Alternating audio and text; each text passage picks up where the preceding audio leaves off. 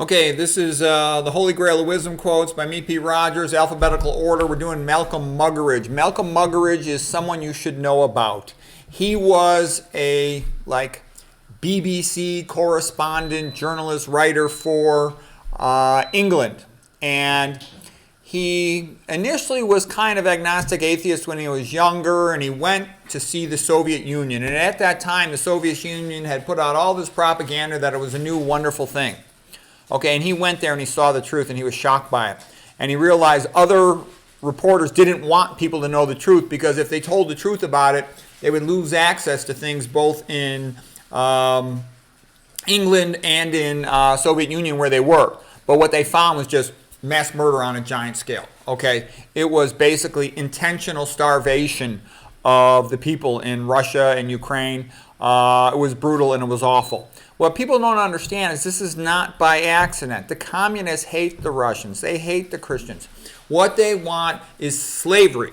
Okay, you have to understand that. Slavery has been around since the beginning of mankind, and it's never going to go away. The only thing that makes slavery go away long term is Christianity. Okay, and if you don't know that, I'm sorry. It's not my fault you don't read.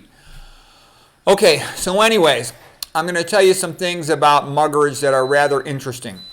Here's Robert Service, pretty famous historian, making some comments about him. He said the newspaper ridiculed Muggeridge. He was a correspondent for the Manchester Guardian newspaper. He journeyed by train through the famine-stricken Ukraine regions, like the big Ukrainian famines in the 1930s, witnessing the consequences. Desperate peasants crowded on railroad stations. They'd often send them to go do slave labor. The bloated bodies of starving children, like kwashiorkers with their bellies after their parents had been executed for not, doing something the communists wanted them to. The dismissiveness of the local party and of government functionaries when he questioned what was going on and they failed to fool him. He was not going to be lathered up with the communist soft soap, all their BS while they're starving to death all the public. Starvation of the unwanted populations is very common. The English did that to the Irish in the 1840s. Okay, this is old stuff. Okay, unfortunately, his editor in the Manchester Guardian usually preferred a lighter treatment of the Soviet Union. Muggeridge resigned from that journal, but not before he at least got some of his dispatches printed. He wrote a searing account of what he saw in his book called Winter in Moscow. Okay, here's some Muggeridge quotes. Only the dead fish swim at the stream. Okay, now here's the most important quote. And this is the one you'll hear from Solzhenitsyn. This is the one you'll hear from anybody who's really studied. There's only one thing in the whole world that can stop communism. Communism is powerful. Communists are really smart. They hire the best psychologists to figure out how to trick the stupid public. Okay, they know what they're doing. It's not an accident. Nothing they do is by accident. Okay, it's not an accident that Christians are being bumped off everywhere around the world. This is a unified communist attempt to get rid of what they see as the only realistic opposition. They see everybody else, all these countries where they have a philosophy rather than a religion. They're easy to control. It's not easy to control a Christian because a Christian says, my allegiance is to God. I do what Jesus Christ wants me to do. I don't want to do what some stupid communist directive says. That's BS. Okay, they don't like that. Okay, they want you to say, yes, Stalin is the equivalent of God. I will obey whatever he says. Okay? So Muggeridge says, after extensive study of the subject, only Christianity can prevent communism.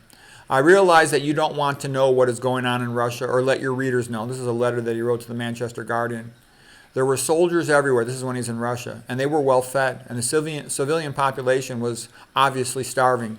I mean starving in the absolute sense. Not undernourished, but for weeks having gone with almost nothing to eat. I asked one man, how are things for you? He looked around anxiously to see if any soldiers were about. And then he said, we have nothing, absolutely nothing. They have taken everything away. The famine was organized. It was intentional. They starved many millions and millions of people to death. Okay, Muggeridge continues here. Let me go back and just scroll the page a little here. He talks about what a fake education, public education is. He says, education is the great mumbo-jumbo fraud of the age. It purports to equip us to live, and it is prescribed as a universal remedy for everything from juvenile delinquency to premature senility. For the most part, it only serves to enlarge stupidity, to inflate conceit, to enhance credulity, and to put those subjected to it at the mercy of brainwashers with printing presses, radio, and television at their disposal. Yeah, so putting the kid in the public school, what it does is it sends the parents away to go work, like the mamas, and then it turns the children against their parents' values. It turns them into little atheists. It tells them, you must always trust the expert. You must always trust the expert. And who's the expert? Somebody hired by the communists to lie to the public, okay? That's how public schools make people stupid. All right? They don't ever teach them how to question authority. They don't ever teach them how to critically analyze something. They don't teach them how to be creative, how to start a business, how to be an entrepreneur. They don't teach them about the teachings of Jesus Christ. They don't teach them about the history of the ancient Greeks, the Renaissance, the Belle Epoque. They don't tell them that America was founded by a bunch of white Christian men. They don't tell them the truth about any of this stuff. They try to tell them America's a bad country, it's racist, it's slavery. America's like one of the lowest slavery, and it got rid of slavery, okay? Slavery still exists in all these other places. It still exists in Egypt. It still exists in the Muslim world. It still exists in India. It still exists in Africa. Blacks own blacks in Africa, okay? Only Christianity gets rid of it, because it says all men are equal in the eyes of God, and that gets rid of slavery, okay? But rulers don't like it, because it says all men are equal in the eyes of the God, and that there's a God above the ruler. They don't like that. Okay, he continues, Muggeridge. It has been said that when humans stop believing in God, they believe in nothing, but it's much worse. They believe anything. So the final conclusion would surely be that whereas other civilizations had been brought down by attacks of barbarians from without, ours had the unique distinction of training its own destroyers at its own educational institutions and then providing them with facilities for propagating their destructive ideology far and wide, all at the public expense. Thus did Western man decide to abolish himself, creating his own boredom out of his own affluence, his own vulnerability out of his own strength, his own impotence out of his own erotomania, himself blowing the trumpet that brought the walls of his own city tumbling down. Having convinced himself that he was too numerous, labored with pill and scalpel to make himself fewer, until at last, having educated himself into imbecility and polluted and drugged himself into stupefaction, he keeled over a weary, battered old brontosaurus and became extinct. That's a pretty accurate description of Western man. He went from being a masculine hero like, GW, and Andrew Jackson to becoming, like Homer Simpson, a fat, stupid, feminized chump. Okay, Malcolm Muggeridge continues. The depravity of man is at once the most empirically verifiable reality, but at the same time the most intellectually resisted fact. The one thing I've always found strange to me is the average pro thinks that society is designed to help them. And I'm like, how stupid are you? You have to understand, society is not designed to help you. Because if you think it's designed to help you, you'll never understand anything. You should always ask yourself the question, why did this happen? That's a simple thing, but it's that once you ask that question, why did this happen? All of a sudden, you get tons of things. Why is there fluoride in your water? It's not for your teeth. It's because somebody doesn't like you, okay? Why is there aluminum in your water? It's not for a clarifying agent. That's a minor purpose. The major point is that somebody doesn't like you, okay? So the rulers who have that power, they don't like you, okay? You get it? It's like a queen bee strategy. They want royal jelly for themselves to keep themselves healthy. They want you drinking fluoride tap water with aluminum in it. Okay, you get it? To make you weak, stupid, and docile. Okay, Muggeridge continues. How beautiful it all seemed at the time of the Enlightenment that man triumphant would bring to pass that earthly paradise whose groves of academia would ensure the realization forever of peace, plenty, and beatitude in practice. But what a nightmare of wars and famines and folly was the result therefrom. Yeah, look at the French Rev, 1789 to 1794. They claimed they were going to make things better, and what did they do? 50,000 heads. Yep. Okay, that's what atheism does. Soviet Union, they killed 65 million Christians, burnt down 48,000 churches. That's what communism does. Okay, and that's what communism wants to do to all of Europe, destroy all those churches, get rid of all the Christians, and they want to do the same thing to the USA. Destroy all the churches, get rid of all the Christians, and then turn it into a slave labor place. That's what's coming. It's obvious. There could be nothing more obvious, And for me, I'm sitting here and it's sort of like the average American is such a functionally illiterate retard. They don't understand this. It's obvious. There's nothing more obvious than this.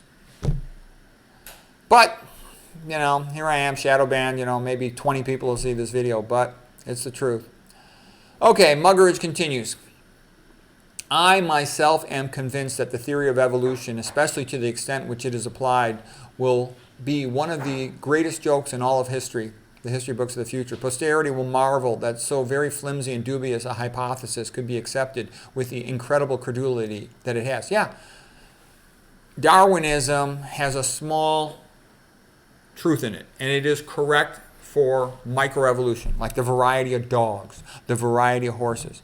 But it can't explain the big questions: origin of life, origin of complexity, both in complexity of species and in irreducible complexity of complex organ systems, like the immune system, the clotting system, the eyeball, the brain, okay, the mitochondria, the flagella, all that stuff. It can't explain that at all.